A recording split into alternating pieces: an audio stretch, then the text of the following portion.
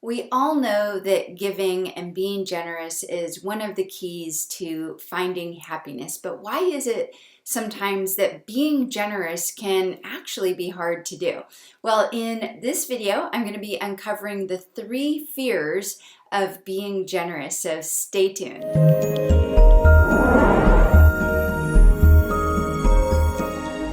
Hi there, I'm Lisa Engles-WITTER, and welcome to my channel where I help spiritual seekers just like you to get simple answers to deep spiritual questions. If you haven't already subscribed to my channel, please do that.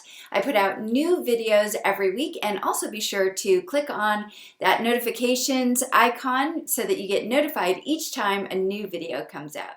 In today's video, we're going to be looking into and investigating the 3 fears of being generous. And this is actually an excerpt from one of my practice sessions over in my Facebook group, Spiritual Practice for Turbulent Times. So if you're interested in actually doing the practice that goes along with this particular teaching on the 3 fears of generosity, go ahead and head over to Facebook, and the link to that Facebook group is right below this video, Spiritual Practice for Turbulent Times. But let's go ahead and dive into this video on the 3 fears of being generous. So welcome everyone to today's practice session, and really want to talk about this theme that we're moving into, this theme of generosity. And particularly, I'm opening this theme today in which we'll discuss the 3 fears of being generous. We're in a month right now, November at the time of this recording, where most people are thinking about Thanksgiving, giving thanks for what it is that we have. But how often do we look at the flip side of Thanksgiving and being generous, and the flip side, the fears that we have of being generous, and what the flip side of generosity is, which is selfishness, right? And so we have to investigate what our relationship is to generosity. And we all like to think, oh, I'm such a generous person, or we think of ourselves as not being selfish, or at least we might have some idea of ourselves of, oh, I want to be more thankful, or I work on giving thanks and being grateful and being generous. Yet we sort of shy away from looking at and investigating this really important part, which is the flip side. What fears do I have of being generous, and where does my selfishness sort of come to play in my life? And in Eastern spiritual tradition, it's very important to look at what our relationship is to the nature of being in the world. Who are we?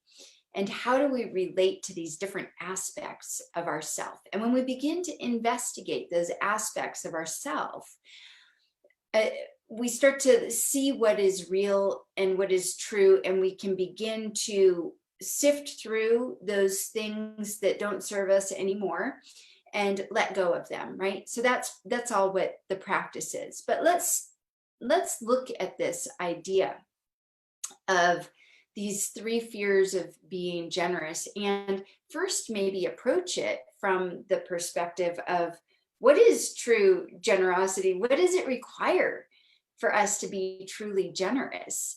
To be truly generous, we might, consider the idea that to be truly generous requires us to know the truth of who we really are. And if you're someone who's been coming to our practice sessions on a regular basis, you have got this one down because I pound this into our heads, right? Almost every time we come to practice is, who am I? So being truly generous really requires us to know the truth of who we are, to have touched into this experience of our true nature as being infinite. to tap into the experience of our true nature as being ever existing, ever conscious, ever new joy, right? These are the qualities of our soul, which have been expounded and talked about by the yogis for thousands and thousands of years, and which are the qualities we seek in our meditation practice. That is what we are looking for, an awakening to our true self, our own infinite nature, and the experience of that. So to truly be generous requires us to know the truth of who we really are. It requires us to know, not just give lip service to the fact that we are not our stuff. We are not our things that we own, our house. We are not our clothes. We're not our body. We're not our thoughts. We're not our emotions, our mental constructs, or our stories. We're not our memories or our ideas. And for some of you here, I'm starting to sound like a broken record because I say this all the time, but it's through that repetition and not just understanding it intellectually, but getting it, feeling it, and having that felt experience. To be truly generous requires us to know that we are interconnected with all beings across time and space, and that our generosity actually contributes to the good of the whole, rather than generosity just being something that is transactional or conditional. Most people who think they're being generous are being more transactional with their generosity. They're being more conditional with their generosity. And what I mean by that is that when we're being transactional with our generosity, we're expecting something back, either consciously or unconsciously. There is an underlying motive that, oh, if I do this good thing, then I should get some praise back. You know, how often, and I can say this from my own experience as well, how often have you had the experience of, you know, thinking that you're giving something out of the kindness of your heart, and then when you give it to the person and they don't ever sort of say thank you for that, or you feel a little bit like, well, that's rude. I just put all this time and effort into making this special thing or buying this special thing for you, and I don't get any thanks for it. That's not true generosity. That's generosity with conditions. That's, you know, generosity that isn't coming from that pure space. Sometimes our generosity is more of a transactional thing, like in business. If you're a business owner or someone who's in business, maybe you give away your services in order to get back something else from a prospective client or a prospective colleague, business partner type of thing. So this is just stirring the pot a little bit to begin with, of this conversation of what does it mean to be truly generous.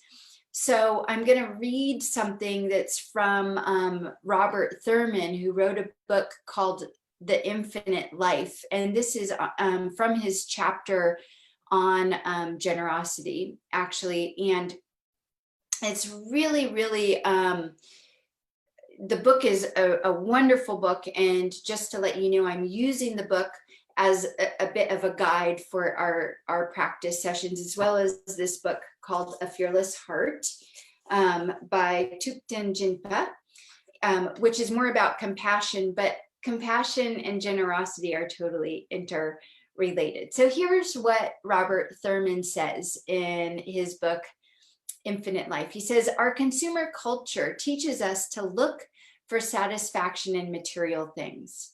Over and over again, we're given the message that if we want to be happy, all we need to do is spend money. A new car, a new pair of shoes, a big meal, the latest gizmos. We always want more stuff. We are a nation, and more often in this day and age, a world of consumers. Despite the fact that we're able to surround ourselves with many of the material goods we are so firmly convinced we need to be happy, we're still dissatisfied.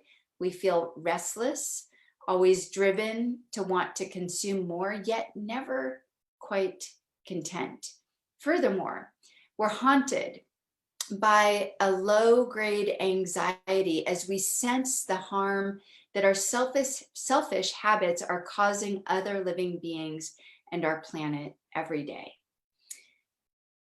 So it's a powerful section of that chapter, and I want to also consider the idea that there's this idea of spiritual materialism as well. We start to become materialistic in a spiritual way and think that being spiritual and having these spiritual things around us and doing spiritual things and buying into spiritual consumerism will make us happy. And even that doesn't make us happy, because it's coming from the wrong place, right? It's still coming from a place of me, I, me, I need this. So it's coming from a place of selfishness, not selflessness, right? So we need to know that selfishness, this is what Robert Thurmans says in his book, Infinite Life. He says that selfishness expresses itself as stinginess, greed, and dissatisfaction. Selfishness expresses itself as stinginess, greed, and dissatisfaction. So we need to take a look at that. So what are the 3 fears of being generous? Because that's what we're going to practice today. And this is what I want you to think about. The 3 fears of being generous are: first, the fear of being generous to others. Second, the fear of receiving generosity from others. And third, the fear of being generous with ourselves. So think about that. Those three sort of categories of the fear of being generous. And it's what we're going to do our practice around today, and really think about these categories, these 3 different types of fears. So the fear of being generous with others. Do you ever think that if you're generous with others, they're going to take advantage of you, or that, gosh, if I'm too generous, then that person's going to become dependent on me, right? Or maybe you have the fear of receiving generosity from others, and maybe there's this underlying thought or belief that, gosh, if I need others to be generous with me. In other words, like I actually am in need, and there's a part of me that's like, gosh, I really need others to be generous. They're not going to be. I'm not going to be able to get any generosity from others, if that makes sense. Or you might worry that others are only generous with you when they have an ulterior motive. They're looking for something underneath that. Okay, well, why are they being so generous with me? I don't trust that person's generosity. Maybe you felt that before. And maybe there's something to that, but it's something to look at. And then lastly, fear of being generous with yourself. Maybe the thought that, wow, if I'm generous with myself, if I take care of myself, I'm going to turn into a selfish person. I'm going to turn into someone that I don't want to be. Or if I'm generous with myself, that just makes me feel guilty. I can't be that generous with myself, right? So these are things that we need to take a look at and think about. And in our practice today, we're going to go even deeper into this. But any of these thoughts do suggest that there's some resistance to our generosity. All right, so it is time for question of the day. Of those 3 fears of being generous, which one resonates with you the most? The fear of being generous with yourself, the fear of being generous with others, or the fear of actually receiving, being the recipient of generosity? Let me know in the comments below so that we can continue this very important conversation. Thank you so much for joining me today in this video. Again, if you haven't subscribed and you liked this video, please do subscribe to my channel and be sure to like the video if you did in fact like it. Leave a comment, as I said just a moment ago, to continue this conversation. And again, thank you so much for joining me here, and I look forward to seeing you in our next video together. Namaste.